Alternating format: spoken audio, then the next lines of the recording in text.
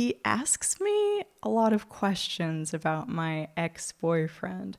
Not all at once, but they peek out here and there, a smattering of curiosity. How did you meet? How old is he?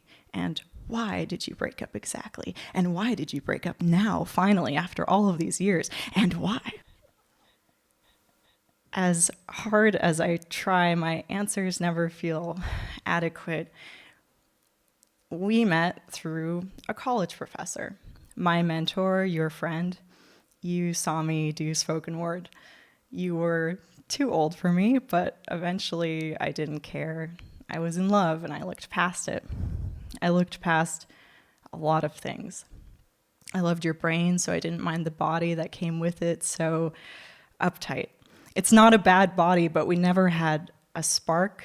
I didn't want to fuck the shit out of you, so eventually we didn't fuck at all, and I convinced myself that this was a natural progression, that I could live with it, because a lot of other things were really good, and from the outside we were really good, and from the outset we were the couple that everyone loved and admired and rooted for. Me, feisty and fun, you, thoughtful and calm, the kind of presence at any party that attracted all of my poor young friends in need of advice. You were so nice. You are the nicest person I will ever know. Now I'm feeling a bit desperate. It's hard to explain the ins and outs of a relationship without going deep, and I don't want to overwhelm the listener with tales of the back and forth, the conflicted heart, the years of wondering why something always felt off. But when you got sick before the Arcade Fire show and missed it, it was a turning point.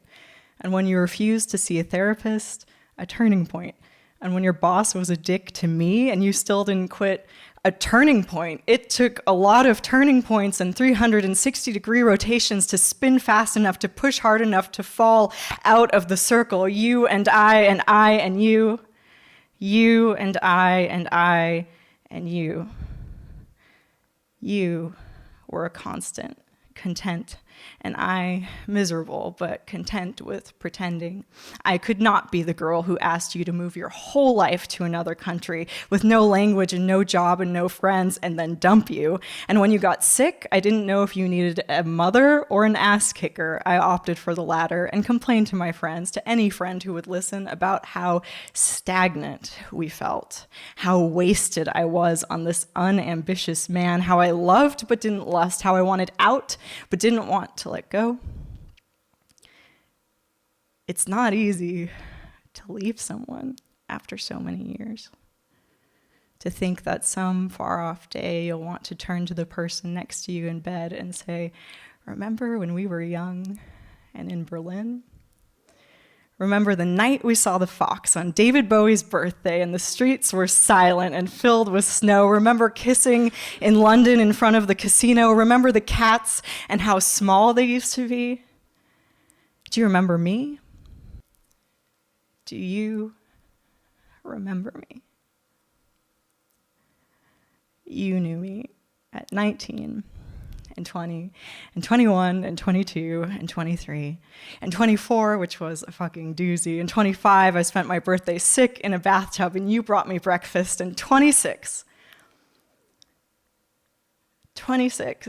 is the year I decided I did not need you anymore.